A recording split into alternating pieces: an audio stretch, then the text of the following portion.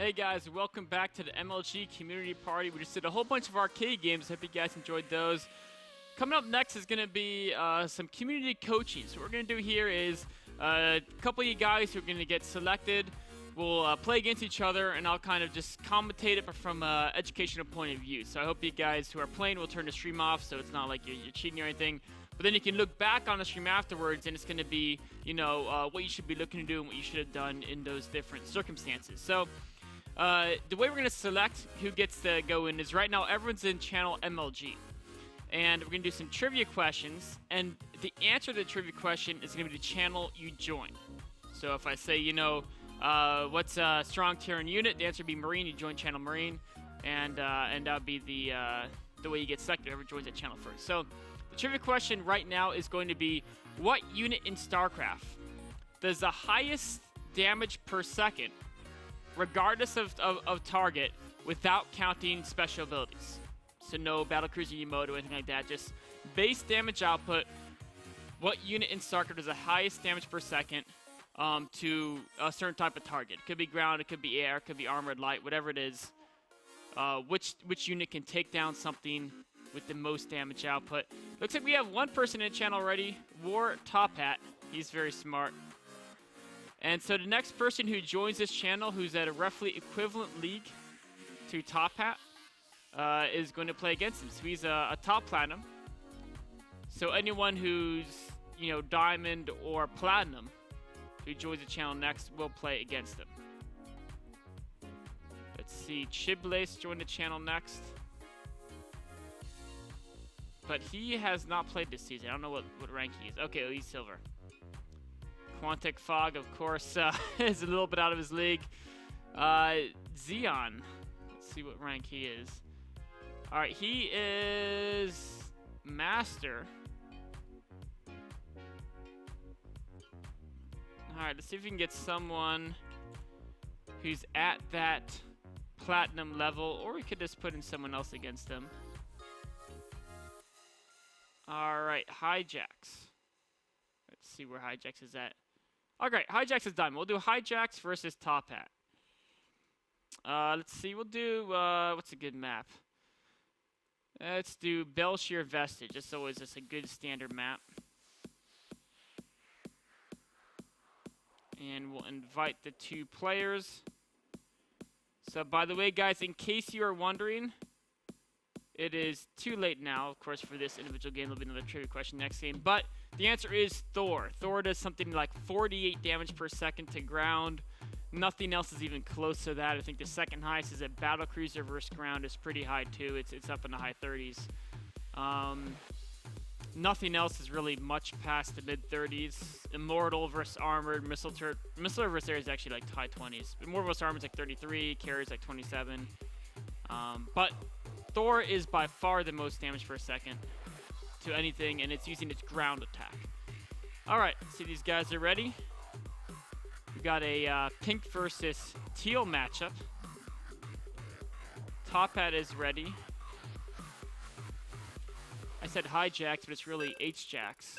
I don't know how to correctly pronounce that. So we got a PVZ here on Belshire Vestige. Now, Belshire Vestige is a map where positioning is very important. There's a lot of ramps, a lot of concave positions due to the ramps, because the thing in StarCraft, unlike Brood War, StarCraft 2, you don't really have an advantage from high ground beyond vision.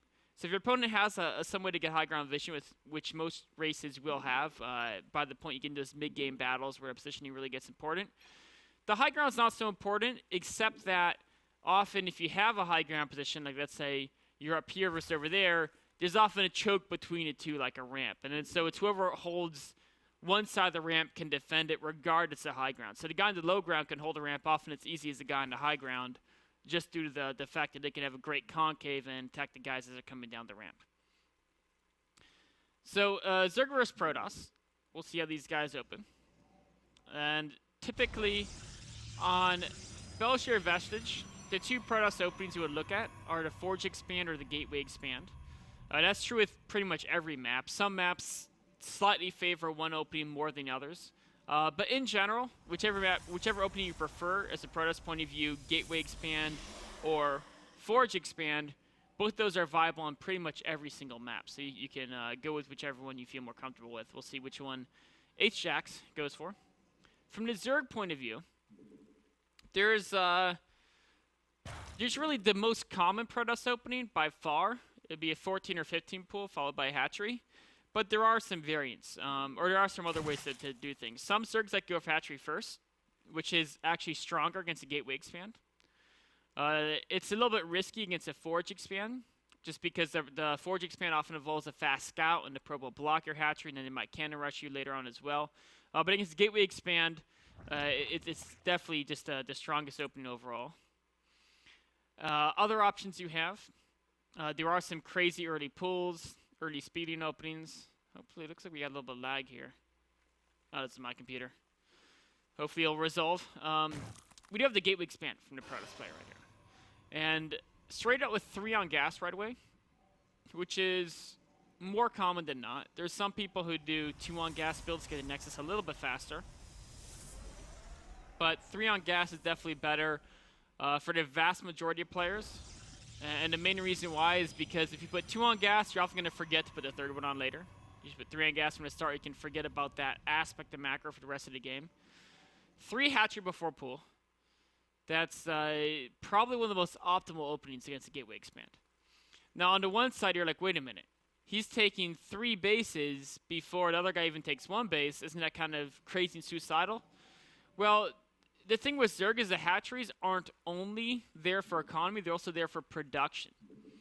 And for Zerg versus Protoss against early gateway units, Zerglings are actually one of the best units as long as your opponent doesn't have a +1 weapon upgrade on the Zealots. So if they're trying to do Zealot pressure, if they have a +1 weapons upgrade, often you want to have something else. But if they're doing a gateway expand, they're not going to have that +1 weapon upgrade. So the fast rehatch is really great because if they do some 1 base build, let's say you scout them later, right? Let's see if actually he's scouted. He hasn't scouted his opponent yet, so he doesn't know what he's doing. But let's say he scouts him at about the 5-minute mark, half a minute from now. The first 2 Zerglings pop out and scout. They see no expansion. He just knows, okay, I make nothing but Zerglings from here on out, and I scout again to make sure he's not doing some, weird 1 base CT rush or 1 base Stargate or something crazy.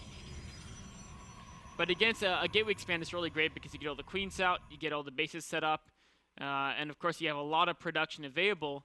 And what's awesome about it is a lot of production available that doesn't necessarily rely on perfect injects. Because you have so much production just from the default hatchery production that even if you're not able to have the perfect injects, or even if you wanted to, let's say, do what Tophat's doing, put a creep tumor down very early, you can do that. And you still have a lot of good production and a lot of larvae available. Although 2 creep tumors early, I don't know about that. I think that might be suicide against a 4-gate, not having that extra larva for Zerglings. Although I guess if you scout it early enough, you could just build spine cores instead.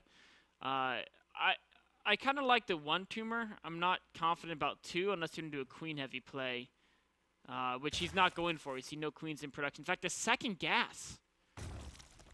I don't know. I really like Tophat's opening, but now I'm starting to think there's some inefficiencies because I don't know what he wants to use that gas on. Obviously, he wants Zergling speed, but he already has plenty gas beyond that. And it's too early. If you look at the worker count, it's a little bit early to really start worrying about, spending a lot of minerals and gas on upgrades and on lair tech. This could be a very, very dangerous build here. Teching lair at the 640 mark after a 3 hatch opening, it's definitely viable. But, for example, he could have tech layer without getting the 2nd gas this fast. The gas actually need to kick in for lair tech speed. And it is kind of risky. There are some crazy fast meter builds. But, for example, get something like this Zealot pressure here. Now, all of a sudden, he has very limited minerals and also doesn't have very much larva either. So he's going to have to give up this third base. Looks like he's actually going to try to save the queen with Jerome, which is pretty cool. The 3rd base is dead. He should just give that up. It's actually fine. If you're teching layer this fast, presumably you're teching layer for something that's going to be very cost efficient. And so you can play 2 base versus 2 base. I'm assuming he's going for Mutalisk or Swarm Hosts or something of that nature. So it's actually not the end of the world to lose a 3rd base. With his worker count, he wasn't really utilizing that 3rd base anyway. So it's not that big a deal. On the other hand, from the Protoss point of view, it was great to kill that. But he has to progress his tech. If you kill a 3rd base and his Zerg doesn't put up much of a fight, you have to assume they're being greedy with either tech or economy behind that. And so your next move as a Protoss player, what Hjax should be thinking right now, is what is my opponent doing? He gave that third very easily. And he didn't have a whole ton of drones here. He only had a few drones here. So he must be teching fast. I haven't seen any roaches. I've seen speedlings. He must be teching fast. Is he going for mutas or is he going for swarm hosts? Those are the two biggest threats. So ideally, there would have been a sentry warped in behind here instead of Zealot Stalker. And that sentry could use hallucinated Phoenix right now. Barring that, maybe make your own Phoenix. Going double Stargate and attack upgrade. Did he spot the Spire? No, he didn't spot the Spire, so he must be guessing it. This is basically kind of a blind hard counter to the Spire, because going 3 Stargate like this is super great off... Well, actually it's not super great. There's no reason to get more than 2. 2 Stargates would be plenty enough to make enough Phoenixes that you want.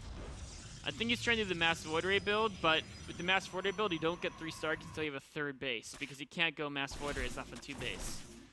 So, yeah, he's going for the Mass Void Ray build. Just delayed the 3rd unnecessarily to get the 2 extra Stargates, and you see those 2 Stargates aren't providing any value right now. Because you want to get a 3rd, 4th, first, get that set up, and then add the 2nd, 3rd Stargate. But luckily for him, this is a great build against a 2-base meta type play. Now, if Tophat was going for like a Nidus Swarm Host Queen build, I think Hjax would just die here. So that's why, as soon as you're a Protoss and you kill your opponent's 3rd base, you want to immediately scout your opponents. That's something that I would like to see Hjax do in the future. After killing the 3rd, find some way to scout his opponent, unless the attack on the 3rd does the scouting. Like you see roaches, you see upgrades on the Zerglings, you see something that tells you how they're allocating their resources. Going forward, though, it's working out pretty well. The one thing that Tophat is doing is he's trying to spread his attention in a lot of different directions as far as his tech goes. And I think that's because he didn't... Okay, he's got the 1 Stargate, not the other 2. He was obviously thinking about going muteless. And then I think he saw the Void Ray. He was afraid there'd be Phoenixes in the field. And so he didn't get muteless. He's going over the Hydraless and Roaches, getting all the upgrades for those units. But the problem is Hydra and Roach is not going to work. Because if you look at the economy situation, it's even. And Hydras and Roaches don't really beat any Protoss units on even economy. They actually lose to everything. It's kind of sad.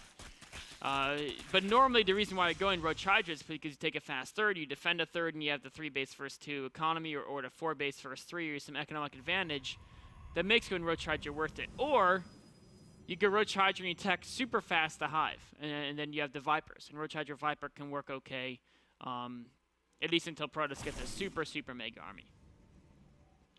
But in this situation, Roach Hydra is actually going to lose to Void Rays, assuming that the Protoss can supplement them with sentries and maybe some Zealots or Stalkers or what have you, and then use the force fields to divide the Hydra forces in 2. A lot of upgrades going down for Zerg. And he is getting Infestation Pit, which is very important. If you don't have an economic advantage of Zerg, you really do want to get the Hive. So I really like what Tophat's doing there with that Infestation Pit. I'd like to see him get some more drones. 70? Well, actually no, I lied. With this type of build, I think the saturation is poor because I saw only 14 here. Okay, yeah. So it's not that he should have more drones, it's that ideally, instead of 21 here, he'd have like 19 here, and he'd pull 2 and put him here and put 16 here, or some variant. As soon as you get past 20 workers on minerals in a certain area, you get very significant diminishing returns. Even from 16, you start getting those diminishing returns, but it really kicks in once you get to 20. So a better drone spread would be nice from the Protoss point of view here. Ideally, you have 20 probes on each, 20, 16, 16. Very good worker spread overall. And in fact, he's probably happy at 70 probes. He doesn't need to build anymore. To stick on Void Rays. Double Robo. Is he paranoid about... I think that's a signal when you go double Robo, you're paranoid about Swarm Hosts. Because there's really no other reason to get double Robo. At least if you're doing Void Rays, your priority is to get Storm to back them up. So Archons, they're easier to use, but you really want Storm. Because the threat to Void Rays is going to be Infestors, Hydraless, and Queens. And all 3 of those Archons are okay against, but High Templar are actually better. So you really want to prioritize getting that Psionic Storm. So now that Zerg's got his 4th, he has to deny the 4th. Even if you're going to Hive and getting Vipers, if you're playing mostly Roach Hydra, you cannot let the Protoss ever get that 4th base. So you really, really have to continually plan on denying that 4th base. He does have a whole bunch of Corruptors out, which are going to be mild. I mean, they're going to shoot against the Void Rays, but they're not great against Void Rays. And after this warp in here, yeah, exactly. Definitely go and hit the 4th. This is going to be a great engagement for the Zerg player. Protoss has to give that up. But from the Protoss point of view, he shouldn't at all worry about giving this 4th base. Just cancel it. An engagement is really not in his interest. His units will be kind of dragged out there. And the reason why is because look at all the investments he's doing right now, right? He's getting double robotics facilities. He's getting support base. He's clearly planning on going to mass Colossi. He's also got a Templar Archives. A lot of tech on 3 bases. If you're getting a lot of tech on 3 bases, wait to max out before you really plan on defending the 4th. It's fine to go ahead and try to take it first, but wait to max out before you plan on actually defending that 4th base against a serious type of attack from the Zerg player. So we're looking at a situation where it's been very passive this game, and we should be thinking of it as a Zerg player. If it's been very passive, you should be very worried if you have this much Roaches and Hydras, because at this point in the game, your opponent's probably max or close to max. And a Zerg army without Infestors, without Swarm Hosts, without Breedlords, and without Ultralists, those are your 4 really power units. Without one of those 4 units, you're going to lose to a Protoss max. Now, the good news is he has a lot of resources banked. And those minerals, he could repop very fast with, 10 Swarm Hosts or a variety of different things. But this engagement is, well, it's a lot of Zealot Archon, which Roach Hydra is actually pretty good against. So a small engagement is what Zerg wants. A small engagement you can reproduce with some Infestors, some Swarm Hosts, maybe some Vipers. There's no High Templar there, just Void Rays, just Colossi. So Vipers would be really great. But the main goal is continually to deny that 4th base. He has his own 4th, which ideally he'd be transferring drones to, maybe some from here. Okay, some from the main, that's good. Yep, bring the main. In fact, I'd just transfer all but 1. Grab another 6 from there. I'd transfer another 5 from the natural as well. As soon as you have 4th base, ideally you actually mine more from the 4th at a faster rate than from your first 3. Because if your opponent attacks and starts killing you, the 4th base is going to be the one that's vulnerable, and it's going to be the one that's going to die. So you'd rather have this fully saturated to mine out as fast as possible and undermine your earlier bases, because your earlier bases are much safer bases.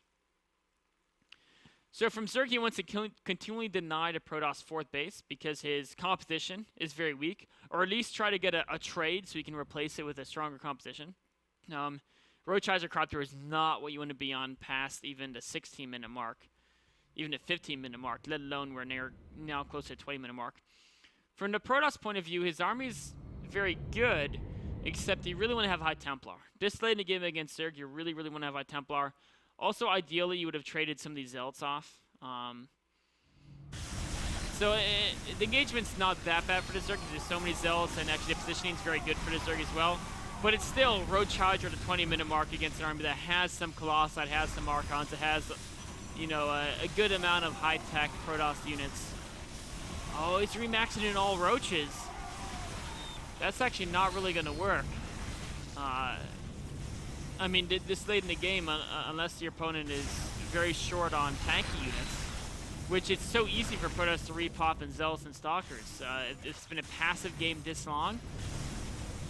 You'll see Stefano win games by remaxing in Roaches sometimes, but that's because he knows it's been an active game. His opponent's low on resources and it can't reproduce either gateways very effectively. It can't rewarp in those mass amounts of charge-lots and or Stalkers.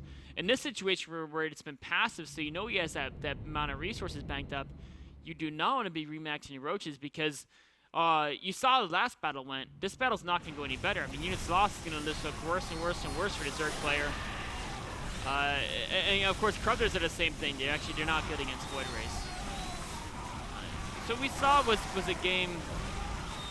I mean, obviously the macro both players could have been slightly better, but the real key thing is that's something you work on every game. For something to work on in addition to your macro is going to be knowing what units to make and when to make them. It's very, very, very important there. So from the Zerg point of view, you do not want to have Roaches and Hydras in the late game. You either want to try to swarm your opponent over between the 11 and 13 to maybe 14 minute mark with Mass Roach Hydra, deny the third base, or you go up to Vipers, and then you're looking at between the 12:30 and the 16 minute mark, maybe the 17 minute mark. You can be really aggressive with Roach Hydra Viper and make sure they have no fourth, make sure they don't really build up a huge army, and that can work too. But past those two zones, if you're going to be passive and to sit on pure Roach Hydra, that's not really what you want to do. A Protoss who gets any type of units in the late game is going to roll you over, as we saw in the last game. So I like to see Tophat really work on just getting different types of units or play much more aggressively with the Roach Hydra. And most importantly, don't get Corruptors against Void Rays. In fact, in modern ZVP, I would say never get Corruptors unless you want Broodlords. Pretty much. There's a few situations where they're called for. If you're using Mutalisk, they can work well. Or if you're way ahead in economy but don't have time to tech the Hive. But if you have time to build a Spire, you have time to tech the Hive. So if you're worried about Colossi, always take the Hive, go for Vipers. They're a much better response to Colossi than Corruptors, as you saw in the last game. Void Ray is very good there. For the Protoss, for Hjax, I would just recommend using more High Templar. I liked everything you did there, except, you know, instead of the Archons, go for High Templar. Feedbacks, like the only threats to his army were Infestors and Vipers. And well, mostly those, maybe Swarm Hosts played well, but Storm is great against the Roach Hydra, and of course Feedback's great against Infestors and Vipers. So that wraps up our first community coach game. Take a short break and be on with another game in just a few minutes.